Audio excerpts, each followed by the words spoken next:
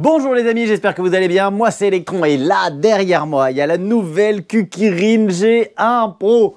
Une tuerie à 859 € sur le site de Geekbing. Pourquoi une tuerie? Parce qu'on a de la puissance avec deux moteurs de 800 watts.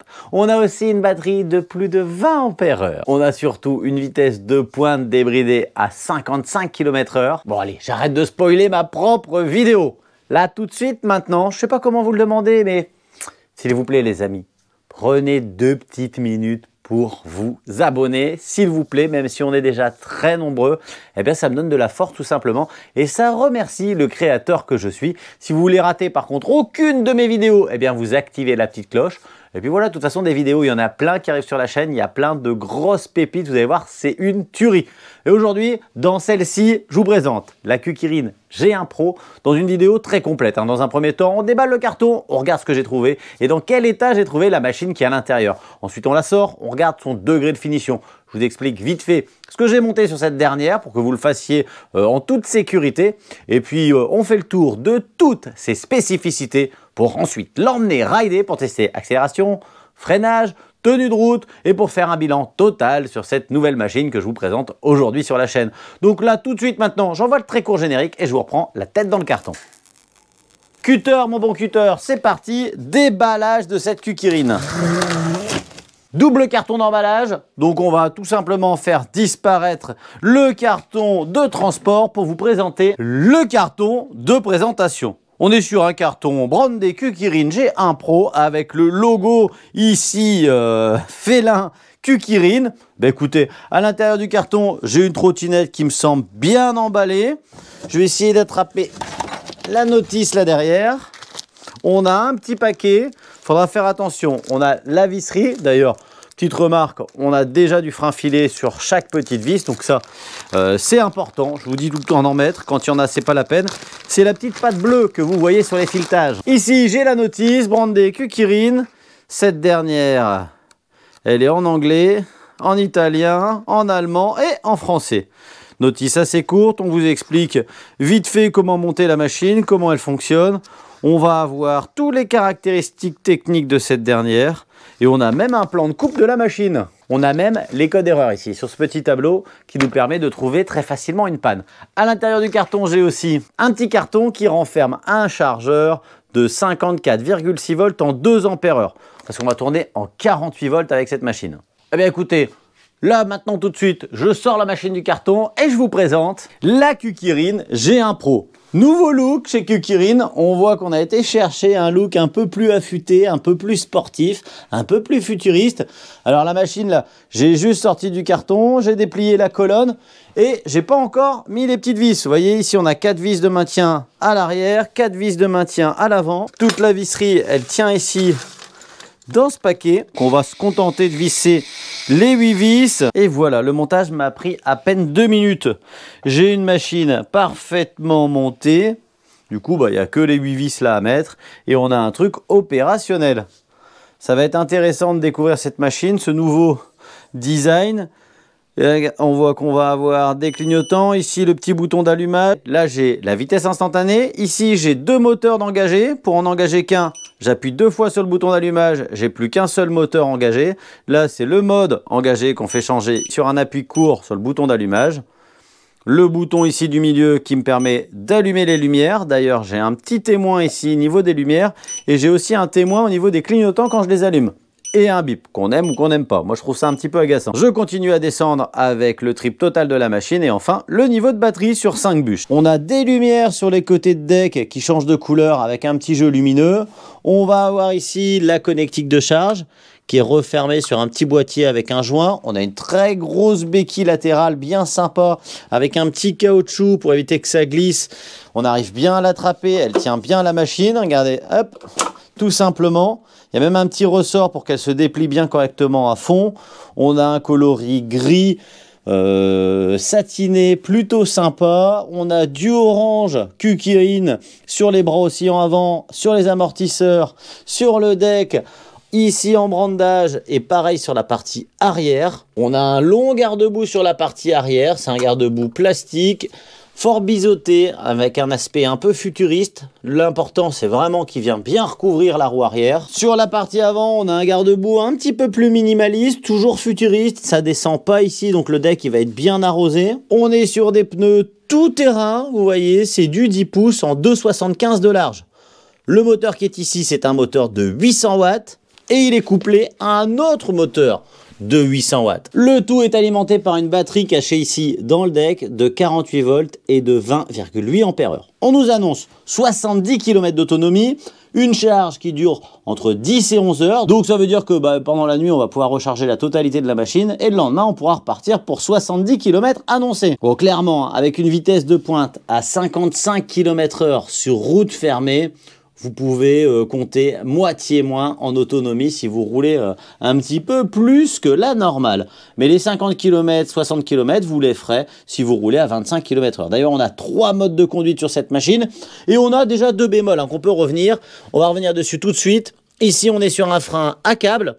Maintenant, en vrai, l'investissement sur des freins hydrauliques, il n'est pas outrageant et on doit pouvoir le faire assez facilement. On est quand même sur des freins à disque. Ce ne sont pas des grands disques, on a 120 mm ici et on est sur des étriers monopiston. Pendant qu'on est sur la partie arrière, un point positif, c'est qu'on a une belle lumière bien lumineuse sur le garde-boue. Je vais vous l'allumer. D'ailleurs, elle se met à clignoter quand on freine. Et pendant qu'on est encore là, regardez, ici, on a les 2 amortisseurs qui supportent le bras oscillant à l'arrière avec les ressorts orange.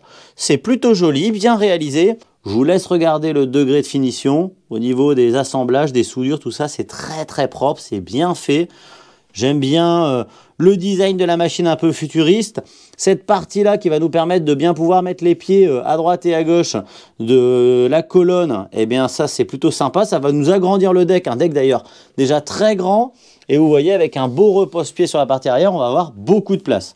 J'ai hâte de voir ça. Sur la partie avant, regardez, 2 ressorts également. C'est le même principe qu'à l'arrière, puisqu'on a 2 amortisseurs avec les ressorts qui viennent supporter ce bras oscillant orange et gris, très joli. On va avoir le lock. Je vais vous montrer comment ça fonctionne. Ici, petite goupille de sécurité. Je lève et je plie. La colonne est assez lourde, je viens de me faire un peu surprendre. Et puis là, on a un crochet qui nous permet d'attraper le repose-pied arrière. Alors le système, il est moyen parce que, regardez, je vais venir accrocher, je peux porter, mais dès que je repose, ça va déverrouiller et ça va me permettre de déplier la trotte. Donc c'est bien quand on repose pour repartir, c'est moins rigolo quand on repose pour reporter. Au niveau du lock, ça me paraît bien solide. On est ici sur une forme un peu carrée. Regardez, il y a 2 parties. On a une partie droite, une partie gauche, séparées par un vide. On a un truc qui paraît bien solide. D'ailleurs, quand je fais le bourrin ici au niveau de la colonne, ça bouge pas. Je suis sur un châssis plutôt rigide, hein. Je m'attendais à un truc un peu plus smooth. Ouais, ça va faire le taf quand même, ça va être pas mal. Au niveau du compteur, j'ai une visibilité parfaite. La hauteur du guidon, elle est parfaite également. Le spot à l'avant, tiens, on n'a pas encore regardé. Il envoie du lourd, il est bien placé haut et il va éclairer un peu vers le bas. Donc ça va nous donner une bonne visibilité et puis ça va nous rendre aussi très visible sur la route. Au niveau des commandes, écoutez, on n'a rien inventé. On a un petit levier de frein. C'est du câble, hein, donc c'est un petit peu mou. On a la petite sonnette détente. On a des poignées classiques semi-ergonomiques. Par contre, le grip des poignées, il est plutôt pas mal. Là, on va avoir un accélérateur ici, direct au pouce. Même levier de frein que de l'autre côté. Poignée semi-ergonomique. Et puis ce design un petit peu arrondi, un peu qui paraît fort solide. Et là, par contre, c'est un tout petit peu cheap au niveau des commandes clignotants, lumière, allumage. Voilà pour l'aspect technique. Je pense que j'ai rien oublié. Ce que je vous propose maintenant, c'est de passer en extérieur. Je sais pas s'il fait beau, mais on s'en fout. On va le tester, puis on verra bien. Et du coup, nous voilà en extérieur. Test accélération, hein, sans attendre. Vous êtes prêts? 3, 2, 1, go! On a un truc nerveux. Boum, 25 km/h. Alors, la position sur la trotte. On est sur des suspensions plutôt fermes, mais quand même super confortables. Le guidon, il paraît bien large et pourtant à la conduite on a l'impression d'avoir un guidon un peu court. On a une direction qui est très sensible, donc il faudra être concentré pour conduire cette machine. À 25 km/h ça passe sans aucun problème. Par contre on arrive à envoyer la machine à passer 51, 52 km/h et là franchement faut être concentré, hein. Il manque clairement un amortisseur de direction. C'est la signature Kukirin, j'ai envie de vous dire. En tout cas, je suis pas surpris, j'ai vraiment beaucoup de place comme je vous avais dit sur le deck. On est bien, on est confortable. Le repose-pied arrière, il est très large, donc on se pose comme on veut. Et la trottinette, elle est relativement saine. En tout cas, il n'y a rien qui claque. Au niveau de la direction, je l'ai bourriné un peu tout à l'heure pour voir ce que ça allait donner. Il n'y a pas de jeu. Au niveau des freins, on va faire le petit test. Hein. Déjà, on a un tactile un peu mou. Hein. Ça, c'est dû au câble. Par contre, on a quand même un peu d'accroche. C'est des freins tout neufs qui vont mériter un petit rodage. Vous êtes peut-être un peu secoué, hein, mais c'est des amortisseurs. Hein. Ils sont plutôt fermes. Même si on a quand même un peu d'amorti qui nous permet de passer quelques petits obstacles sans problème. Et surtout quand on passe des bordures, il n'y a rien qui claque. Allez, je suis à 25. Hop, je vous ai un peu secoué. Allez, je vous mets sur le côté, on va mesurer un petit peu ça. On a 1, 2, 3 m. Donc on n'est ni dans les meilleurs freinages, ni dans les pires. En tout cas, au niveau des pneumatiques, modèle d'adhérence, normal. Ni top, ni pourri. On a quand même la chance d'être sur des pneus gonflés qui ont une adhérence normale. On sent qu'on n'est pas sur une gomme de compète, mais sur quelque chose qui va faire le taf. Alors, il faut quand même se dire qu'on est sur une trotte qui avoisine les 850 € et que pour une trotte vendue à un prix quand même très agressif, on a la capacité de rouler sur le macadam. Regardez, je vous fais une démo de sortir de la route, de rouler dans l'herbe. Voilà. Là, on sent que les amortisseurs, ils vont saturer quand ça secoue vraiment très fort. Chemin de gravier, par contre, là, c'est plutôt précis. Il y en a assez. Ça va bien. La trotte réaccélère bien. Il y a une toute petite latence, la petite bordure au niveau de l'accélérateur, mais vraiment pas grand-chose. En fait, on a une accélération un peu linéaire. Et on sent la puissance qui vient comme ça tout doucement et qui nous emmène. Bon, clairement, il manque un amortisseur de direction sur cette machine. C'est la modification qu'il faudra faire si vous voulez rouler à des vitesses hors route à plus de 25 km/h. Alors là, petite bordure, oh, ça tape, mais il n'y a rien qui claque. En extérieur, chemin de gravier, herbe à vache. Ah bah, écoutez, c'est plutôt efficace. En tout cas, le guidon il est bien haut, je fais 1m73 et je suis bien positionné. Sur le macadam, j'arrive à bien me positionner et à envoyer la machine. Il faudrait que je vous montre un petit peu la direction là. Quand je vous dis que c'est un peu souple, regardez, hop.